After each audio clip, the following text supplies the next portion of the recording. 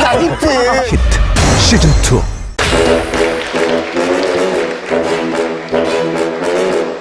What is up, StarCraft fans? We are going to go into our winners match right here, right now, to find out the first player to advance from this group. I am Wolf. With me is Rapid today, as Valdez is over there in China doing the Intel Extreme Masters tournament. Yep. But we have the better players here. Well, that's true. We also have the better trumpets here. Feels like we called Day 9 over here to play some of those. I love that opening. So sick. And hopefully you guys have enjoyed the super sick games so far. We had ByuN, the kind of the crowd favorite, teamless Terran, making it through to the winner's match. So it means we get to see him all over again. Yeah, and you know what? I think this is his best matchup. He actually started off in Season 1 of the Star League by defeating Sue, I believe it was, in a straight-up TVZ where he was just like, no, I know this game really well. I know this timing. And he just killed Sue. Sue was like, well, I didn't expect you to attack there. People didn't do that in Heart of the Swarm. But, like, this is a crazy awesome matchup that we have here. Solar actually was able to beat Super. Some really good play. We do have our map priority drafts coming up here. We're going to see Frozen Temple to Gettysburg and then potentially Dust Towers, as those are the kind of the way this thing kind of prioritized out. Interesting that Dust Towers ended up being the third map. I guess it's because Frozen Temple was chosen by both. Yep. And New Gettysburg was the first map for Solar, so Dust Towers ended up being game 3 there. Interesting. Yep. I actually really like how this map choice thing works. We were talking about it a little bit earlier. Yeah. But I'm also really liking how this group is really working as I'm segueing back into both of our players that are coming up there. You can see Solar on your screen with a 2-1 win over Super.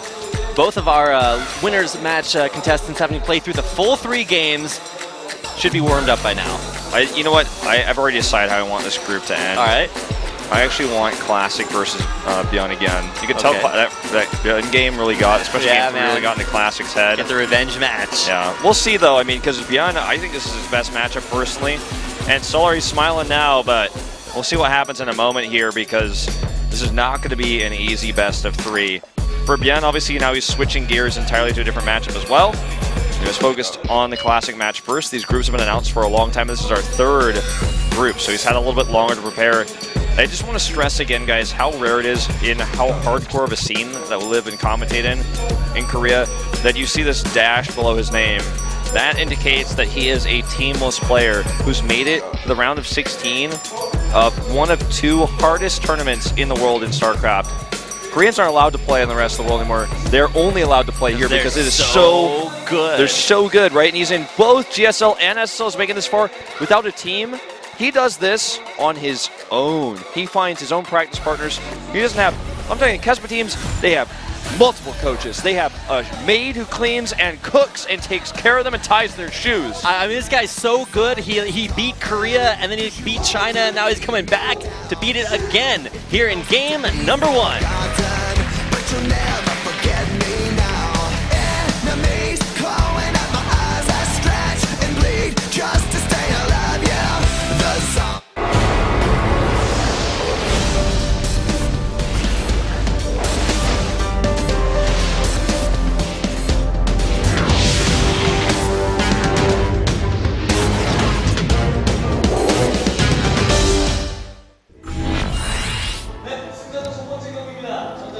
To the top left in red, it is Solar, one of our underdogs in the group, but made it to the winner's match already. And what would probably be his easiest best of 3 of the group. But now he has to face against this guy, the one teamless player in the SSL. It is ByuN. Of course, both of these players so good. They're like water into wine. No, man, we turn minerals into birthday cakes. Pretty lame superpower, actually. I mean, if I could turn the things around me, if I could just walk up to a building and pull a birthday cake out the wall, I would be so fat. Are you familiar with the story of Midas? The gold turning into things, yeah. I feel like it's this funny thing where it's like, okay, I want everything to be birthday cake, but now these drones, their whole lives and careers depend on mining money, so the armies can be made. But every time they touch the minerals, they become birthday cakes, and they're just not as valuable. I can't mine. I literally turn everything into birthday cakes. That's where it literally feels birthday, man. So. But, you know, at this point, barriers must be broken. To make a win, barriers must be broken, so ByuN, go, go, go. All right, well, Well, to make a win, that was actually correct first. He edited it to make it incorrect, but he was trying. Can't second guess yourself. No, definitely. Always go with your first instinct. Yeah, there you go. Well, if I went with my first instinct spelling Korean, we'd be here for a while. I'm like that monkey with the typewriter with Hangul. I just have to figure out my way through. So, sure. First Reaper coming out here. Nothing too surprising. We do have that expansion coming out for Zerg. 6 Zerglings on the way, and some Zergling speed. It'll be done eventually. Reaper just out there for scouting. It's funny, the entire economy of this game has changed because of the birthday cakes. Now, like, birthday cakes can actually buy units. You know, I thought I was okay with the world as it was, and you hear all these like depressing things, but no, if your world is made out of birthday cakes, it's actually just the best. You know, like, if you think about it, we have basically 2 forms of currency, right? One is bills, and the other is the coins, right? And of course, credit cards allow you to have a digital third type of currency. But in physical currency, we have 2 types, right? Coins they stay alive for, you know, they're not going to be destroyed, they're not going to be ripped or whatever, but they're less convenient than a bill.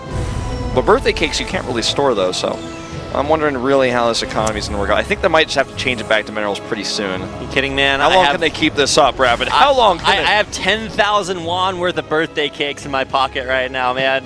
That's more birthday cakes than I've had my entire life.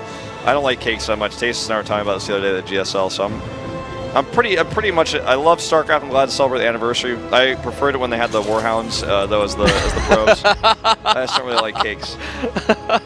Yeah, my blood type is basically sugar at this point, so everybody's been trying to get me to go on this keto diet. I'm like, no, literally, that would deprive me of everything in my body. Oh, man. Well, let's take a look at the actual game here, Wolf, so that all of those StarCraft purists out there can be happy that we're talking about the actual game. Some nice scouting here, but even better, denial from Solar, and he will be able to keep his tech secret for now. Spoiler alert, he actually doesn't have very much tech. Yeah, so. And this is the scary thing, because ByuN actually he went 2 rack stim. I think the Overlord got a decent idea about this when it came in earlier, and he was actually able to get that scout without Overlord speed, which is pretty cool, because that's something that basically every Zerg is doing right now, that Dark and Rogue, really the 2 of them are kind of meta changers, 2 of the best Zergs in the world right now. That popularized that, especially Dark. But he sees this, he needs to prepare for this. He's going double Evo Chamber, which means he has confidence for double upgrades, but he will need very soon a Baneling Nest if he has hopes of holding this pressure. It's going to be very difficult to do so with pure Zergling alone. However, with the Queen buff, it's a lot easier to hold push like this if you target the medevac. So this is something that Rogue did, where he went for the Ling drops into the hold, and we may see something like this. Is a different timing for the Evo Chambers than what Rogue was doing in the GSL, but we'll see how this works out. In fact, he's going for range upgrades instead of the melee attack. Okay, that does signal a transition, of course, a little bit later on. Zerglings don't just like get the ability to throw their little claws at things. So interesting, though, because this is maybe an adaptation of Rogue's strat. It's like, wait a second, queens are just now so good. You can overproduce queens early on and then get the value later on because they can transfuse Ultralisks and things like that in the late game. He actually has 3 more queens on the way. This is going to be so many queens, but will it be here in time? Here's the first stim, and we'll be backing up, but he's going to get a lot of these. He needs queens. to kill these quickly. Even when the Lings come, he has to retreat. If the Lings go off creep, then he gets them. So this is actually a micro battle, tug of war. Queens, like, this is something Taste and I were talking about last night, and I've literally casting like every day of StarCraft in Korea this week, StarCraft 1 and StarCraft 2. So, so like I'm going to reference a lot of things this week because I'm like literally part of 100% of it. But something we were talking about yesterday is how if you patch too early, sometimes things like this happen where maybe things weren't fully thought through, and it can insanely affect a matchup like this. I'm not saying that now like Terran can't win versus Zerg, but it means a push like this is much less effective than it used to be. And you have this absurd amount of queens that just heal each other forever, and then Lings come out.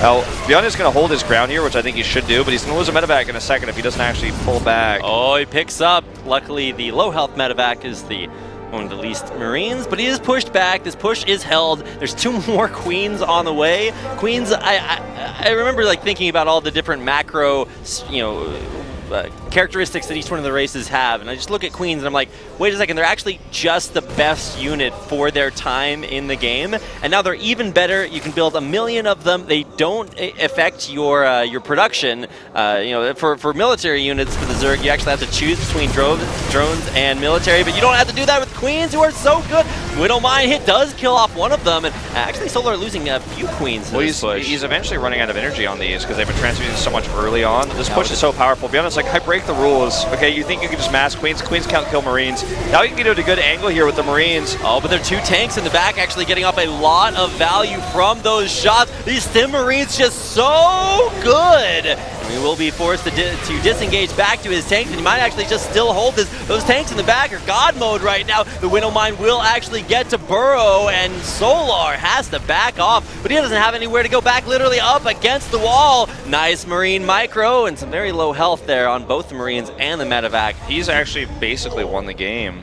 There's no 4th base, so much damage. I think you really hit the nail on the head when you said that it was going to go for Queen's range damage temporarily, then switch back into melee upgrades later on. But he's instead switching into Roaches, which against mass Marine, especially with this early of an advantage, it's so difficult to use Roaches. Like I personally, and I've been saying this since Heart of the Swarm and even Wings of Liberty, like I think Roach style versus Bio is so bad because the attack speed of Roaches is so slow that Bio will just be will out heal the damage. And there we go. I mean, he's really going to struggle to fight these Marines. Yeah, look, he's being out-healed. Yeah, he actually just loses that push out. He was able to snipe a Widowmine. Is that a victory? I don't know. I feel like he traded like 300 minerals for that at least, and now he's going to be pushing up again. These tanks in the back just immortal. Once again, not the unit. He's not Protoss, but he is so good. That should be game. GG. GG. What a strong push from ByuN. This is what ByuN does. He does not follow the rules of the meta. He knows weaknesses, he knows pushes, and he's like, okay, you can make Queens. Can you hit my medevacs? Because you're going to be transfusing non-stop, and you're not going to be able to target all your Queens on my medevacs while you're transfusing and kiting back and having to control your Zergs at the same time. It's one of those things, sometimes when you have unit comps like this, you know that the margin of human error is so high, which is why even Classic was making moves like that, where he's like, oh, I think he might 1A over here and I can snipe a Liberator. But like ByuN knows that even though Queens are going to be tough to engage to, he's like, I think I know how these units work together. Like, I think I can actually fight you. Yeah, you can kill medevacs from further away than before, but not if I'm killing your Queens, and your Queens are actually not attacking because they're like, my Marines on top of them, they're transfusing each other. It was a tempo-based push. He got a lot of a tempo lead there and just kept pushing it, steamrolled through. Right, and I think after Rogue really showcased how strong mass Queens were early on in his GSL match, he actually managed to get out of a group with 3 Terrans. Terrans started to think, oh man, we might not be the best anymore. And they're like, wait a second, you can't transfuse Queens when they die instantly to Stim Marines. So yeah. Very, very strong push there from ByuN. Takes him 1 game up in this matchup.